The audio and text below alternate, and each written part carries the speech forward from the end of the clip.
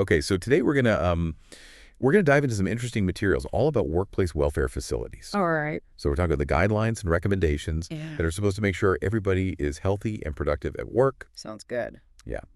And our mission, as always, is to get right to the heart of it and try to share that knowledge as quickly and efficiently as possible with you. Absolutely. So right off the bat, something that really stands out in these materials is the importance of just basic hygiene. Yes, definitely. I mean, they really make it clear that, having clean, well-maintained toilets and washing areas, it's not just like a nicety. Right. It's absolutely fundamental to having a healthy and positive workplace and really preventing illness. Like the face of the company. Yeah, exactly.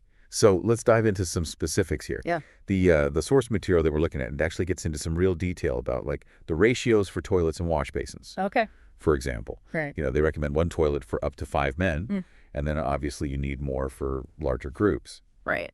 So it's, it's interesting because it really shows just how much thought has to go into these things to prevent, just like basic bottlenecks and make sure that hygiene is maintained. Yeah, and also to consider, the types of work that people are doing and the kind of washing facilities they're going to need. Absolutely. I mean, if you're working with hazardous materials, you really need to make sure you have convenient and well-maintained places for people to wash up thoroughly. Right, to avoid absorbing or ingesting anything harmful. Exactly. That simple act of washing up can seriously reduce health risks. And, something else that's often overlooked is the need for proper storage.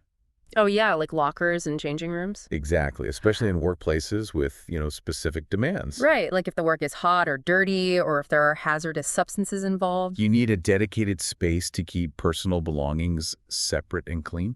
Absolutely. And the guidelines actually stress how important it is to plan for these facilities during any kind of workplace rearrangement or new construction. Right. It's much more efficient and cost-effective to consider it up front. Definitely. So beyond basic hygiene, the guidelines also talk about drinking facilities and eating areas. Oh, yeah. And they really frame these as essential parts of the workplace. Just like at home. Exactly. Yeah. Having access to clean drinking water and having a designated space to eat. It helps prevent fatigue, and it really supports everyone's overall health. And again, they give some very practical advice here. Like what?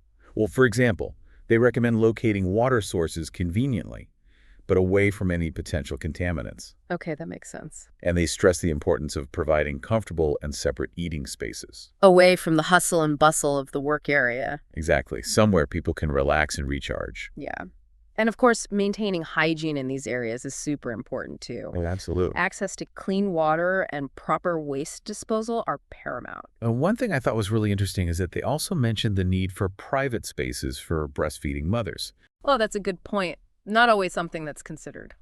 Yeah, so moving on, the deep dive then takes us into the realm of rest facilities. Rest facilities. Yeah, places for workers to actually take breaks and recover from fatigue. Ah, okay. And these are crucial for long-term productivity. Makes sense. So they really emphasize that these should be distinct spaces. Separate from workstations? Exactly. Quiet areas specifically designed for relaxation.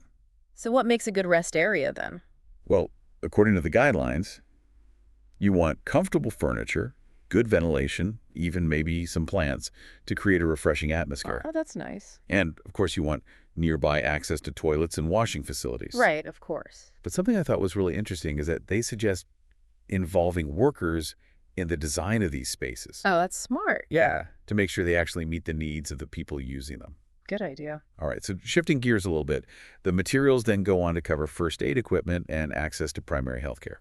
Right, so more about dealing with immediate health concerns. Exactly. And this is so vital, being able to respond quickly and effectively to any injuries or sudden illnesses. Of course. So first and foremost, they highlight the importance of having a well-stocked basic first aid kit. Yeah, and making sure it's checked regularly and that anything that's been used is replaced. Yeah, absolutely. But they also emphasize the need for having trained first aiders on site, establishing clear connections with nearby clinics or hospitals. Just in case something more serious happens. Right, so you can handle any situation efficiently. Very important. Now, the guidelines also touch upon something that I hadn't really considered before, which is the importance of having dedicated spaces for worker meetings and training. Oh, yeah, that makes sense. Yeah, because these areas really facilitate communication and problem solving. Yeah. And they allow people to focus on learning. Right. And that ultimately contributes to a safer and healthier workplace. So what are the key features of a good meeting or training space? Well, they should be free from distractions, for one thing. Yeah. And they should have comfortable seating, good ventilation, and any necessary resources like, reading materials or multimedia equipment. Right. So people can really focus and engage with the material. Exactly. Makes sense. And finally, we get to personal protective equipment, or PPE. PPE. And the guidelines cover a lot of ground here. Like what? Well, they talk about the importance of clearly marking areas where PPE is required. Oh, yeah. That's crucial. And making sure that the PPE provided actually offers adequate protection for the specific hazards present. Right. And it has to be acceptable to the workers as well. Absolutely. It shouldn't be so uncomfortable or cumbersome that people avoid using it. Definitely. And then there's the whole issue of storage and maintenance. Making sure the PPE is properly stored and maintained so that it's always ready to use. Exactly. So what are some of the key takeaways when it comes to PPE then? Well, matching the PPE to the specific hazards is really important. Yeah, you can't just have a one-size-fits-all approach. Right. And then providing thorough training on how to use and care for the PPE is also essential. Definitely. And then you need to consistently encourage people to use it. Through reminders and, maybe even disciplinary measures if necessary. Right. But it's also important to make sure that workers are comfortable with the PPE and that they're involved in the selection and maintenance process. Yeah, that makes them feel more ownership and responsibility for it. Exactly. And having designated storage areas also helps promote responsibility and regular use. Definitely. So, you can see how all these seemingly basic welfare provisions,